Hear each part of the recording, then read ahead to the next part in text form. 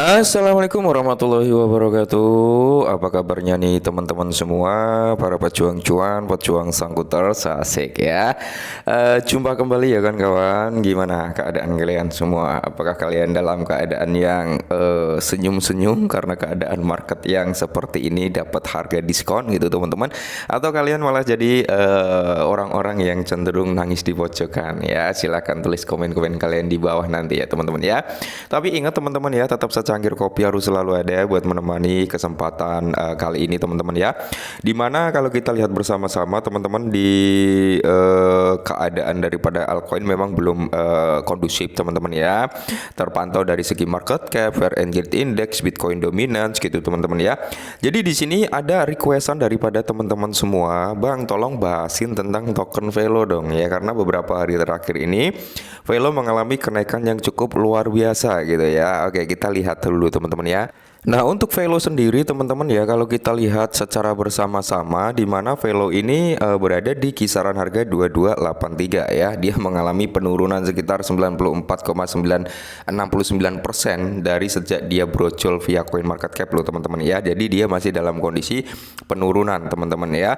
Nah, jadi di sini yang perlu kalian ketahui, Velo ini berada di range 311 teman-teman via CoinMarketCap, dan kalau kita lihat dari circulating supply dia baru sekitar 24% ya, 24,63% untuk circulating supply-nya dari maksimal supply itu kisaran 30 miliar Velo teman-teman ya. Nah, apa itu Velo? Jadi kalian juga harus pahami terlebih dahulu sebelum terjun lebih dalam ya.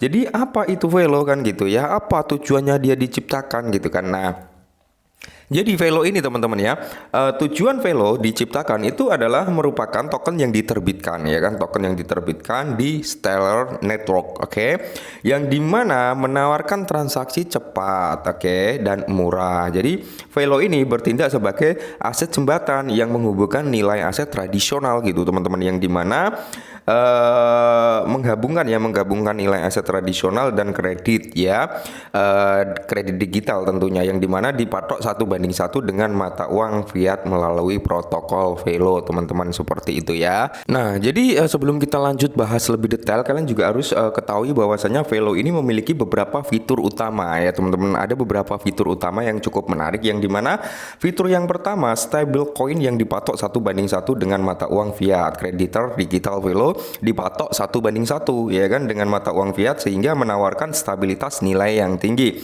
Yang kedua adalah keamanan dan efisiensi. Velo ini menggunakan teknologi blockchain untuk memastikan keamanan dan efisiensi daripada transaksinya. Yang ketiga yaitu tentang fleksibilitas. Oke, jadi Velo dapat digunakan untuk berbagai aplikasi termasuk pembayaran, remintasi, dan pembiayaan. Poin keempat teman-teman ya, Velo bertujuan untuk menjadi jaringan pembayaran global yang efisien dan terjangkau untuk bisnis. Perusahaan ini telah bekerja sama dengan jumlah mitra termasuk bank, perusahaan keuangan, dan perusahaan teknologi global. Teman-teman, mantap jiwa ya. Dan kita lanjut ke sini teman-teman, di mana harga token Velo ini sempat meroket sebesar 358%, dapat julukan yaitu XRP-nya Asia Tenggara. Oke, mantap jiwa ya. Memang kalau kita berbicara Velo beberapa hari terakhir mengalami lonjakan yang cukup signifikan. Nah, Velo ini telah muncul sebagai sensasi terbaru di pasar kripto. Menariknya, altcoin ini mendapat julukan sebagai XRP-nya Asia Tenggara. Oke, di mana kita bisa membeli Velo? Velo ini udah ada di banyak bursa sebenarnya teman-teman, seperti kalian bisa beli di, kalau exchange lokal ya, toko kripto ada Indodax ya, Bitem juga ada gitu teman-teman, atau kalian mau menggunakan exchange luar seperti Binance ya, Bybit, BingX, dan masih banyak lagi exchange lainnya. Nah, jadi Velo naik sekitar 358% dalam 6 minggu. Jadi Velo Labs adalah pengembang di balik Velo yang didesain untuk memungkinkan penerbitan kredit digital dan transfer aset lintas batas untuk bisnis. Protokol ini menggunakan smart contract untuk memfasilitasi transaksi. Dengan begitu, Velo mampu menyediakan cara yang aman dan transparan untuk mentransfer nilai lintas batas atau utilitas atau lintasan negara lah ya. Dan sama seperti XRP yang mengusung misi untuk meningkatkan efisiensi pembayaran lintas batas, Velo berfokus pada peningkatan kualitas infrastruktur keuangan serta memungkinkan pengiriman uang remitasi secara mulus. Namun yang membedakan Velo adalah pengguna smart contract, fitur yang saat ini tidak dimiliki oleh blockchain daripada si XRP, teman-teman ya. Rangkaian fitur telah memungkinkan Velo untuk mencapai titik bottom pasar di area 0,088 dalam 30 hari terakhir. Namun token ini sekarang sudah mencatat kenaikan luar biasa sebesar 225,51%. Uniknya kenaikan positif signifikan selama sebulan terakhir ini kontras dengan situasi pasar saat ini. Faktanya mayoritas aset kripto terus menanggung persentase kerugian 2 digit dengan penurunan bearish terkini. Memang kalau kita berbicara tentang segi market, teman-teman, keadaan Velo yang mengalami kenaikan ini agak berbanding terbalik ya, karena volatilitas market kripto kali ini kurang baik ya, masih didominasi dengan downtrend. Cuman kalau kita mengacu pada kinerja Velo ini cukup positif untuk beberapa hari terakhir mengalami kenaikan ya. Saya sempat taking profit juga dari Velo itu di kisaran harga 300-an, teman-teman, sempat jebol juga di area 400-an ya. Nah, jadi menurut platform intelijen pasar sentimen volume perdagangan Velo telah melesat 30% selama sehari terakhir, naik ke angka 0,029.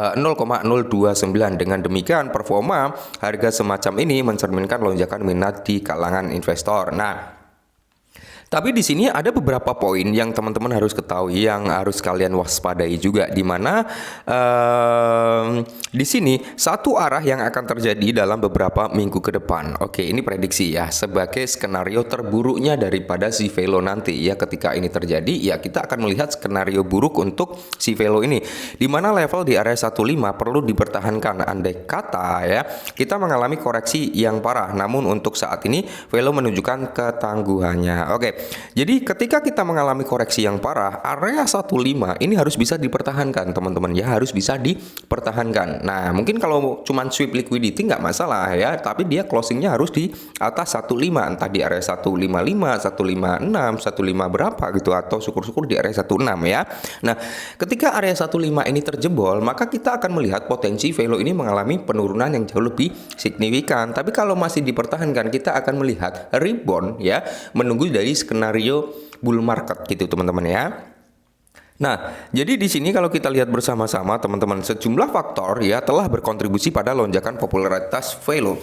Salah satu faktor utama adalah upaya Velo dalam membangun ekosistem yang kuat dan menjalin kemitraan strategis. Adapun mitra-mitra terkemuka meliputi eRemit, Visa, dan Linknet ya. Kolaborasi ini berperan penting dalam memperluas jangkauan regional Velo. Juga ini menunjukkan potensi yang untuk meningkat kualitas pembayaran lintas batas dan solusi keuangan digitalnya. Nah, jadi kalau menurut saya pribadi, teman-teman ya, kalau menurut saya pribadi nggak ada salahnya gitu kita itu memiliki sedikit Velo. Toh harganya juga masih di bawah